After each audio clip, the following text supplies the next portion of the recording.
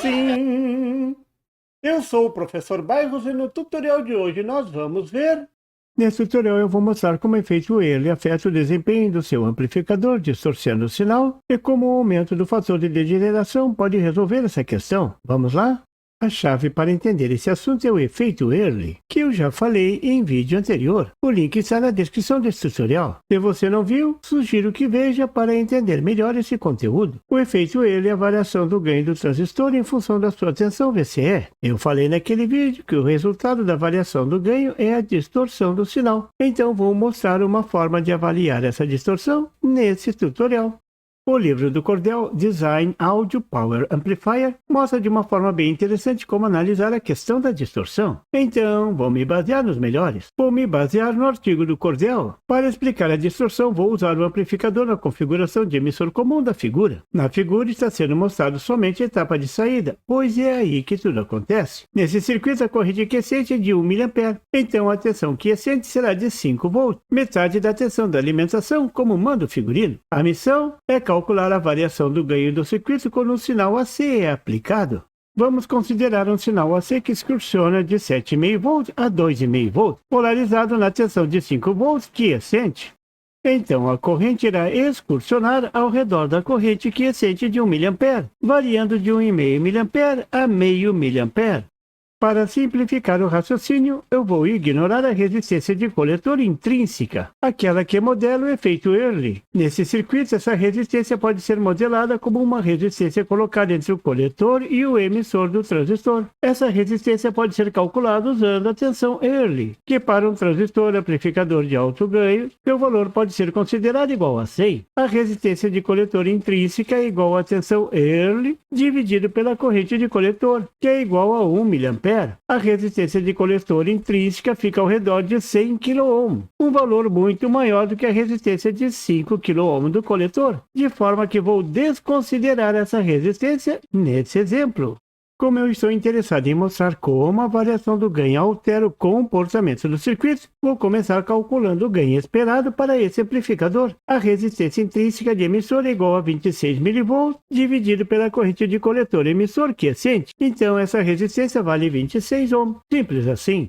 O ganho desse circuito é igual à resistência de coletor dividido pela resistência de emissor. Aqui a resistência de emissor é a resistência intrínseca do transistor, o RE. E essa é uma equação que todo mundo está careca de saber. O ganho esperado desse amplificador é igual a 5.000 Ω dividido por 26 Ω. Isso dá menos 192,3. O que todo mundo pensa é que esse ganho vai se manter constante, mesmo com o sinal AC de coletor variando, como podemos ver na figura. Mas veja agora que não é bem assim.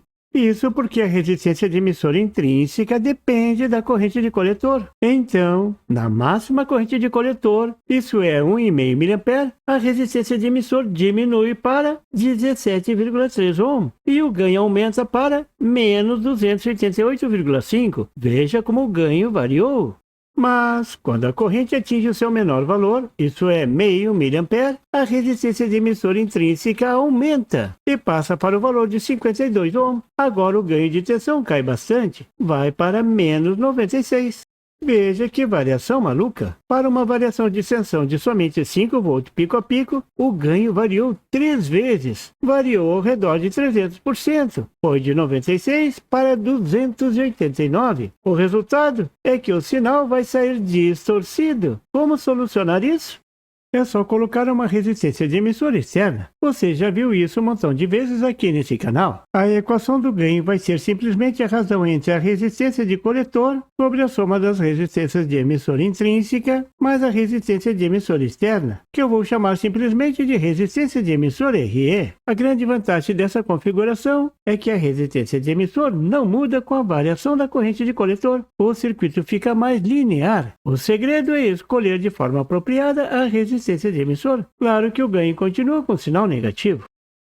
O circuito do amplificador de emissor comum é essencialmente o mesmo. Então vamos manter as mesmas formas de ondas. O que vai mudar é o ganho de tensão do circuito. Nesse caso, a soma das resistências no emissor dá exatamente 260 Ω. é essa resistência que o circuito vai enxergar, a resistência equivalente de emissor. Então o ganho vai diminuir. A resistência de emissor total aumentou 10 vezes em relação ao circuito anterior, sem a resistência de emissor externa. O ganho de tensão também vai mudar. Vai ser igual à resistência de coletor dividido pela resistência equivalente de emissor. Isso dá menos 19,2. Essa mudança no valor da resistência de emissor degenerou o ganho de tensão. Disse que os circuitos têm um fator de degeneração de 10, que é exatamente a razão entre a resistência equivalente com a resistência de emissor intrínseca. Mas como essa resistência de emissor pode melhorar o circuito?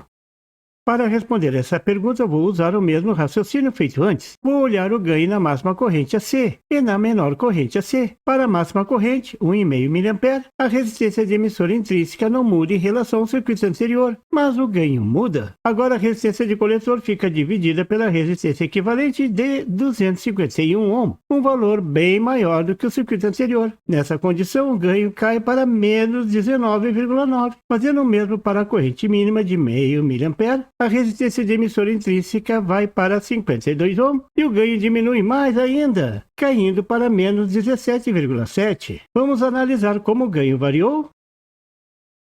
Vou comparar os dois ganhos como eu fiz antes. Vou dividir os dois ganhos. Veja, o ganho aumentou somente 1,14. Isso é 14%. Bem melhor do que os 300% de antes. Se a variação diminuiu, então a distorção diminuiu também.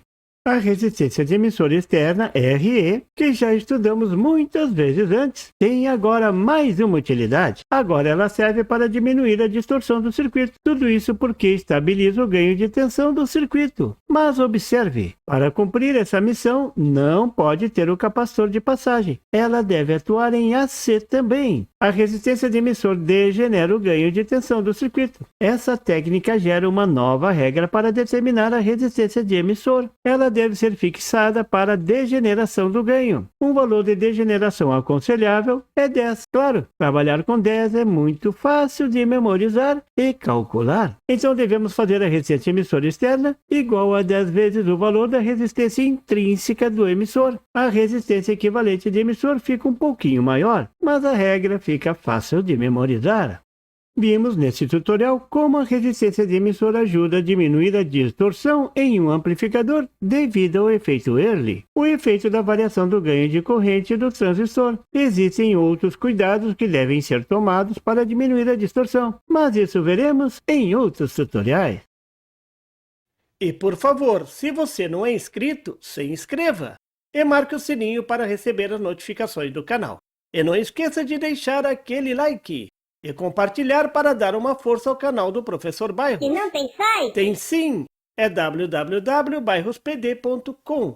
Lá você encontra o PDF e tutoriais sobre esse e outros assuntos da eletrônica. E fique atento ao canal do Professor Bairros para mais tutoriais sobre eletrônica. Até lá!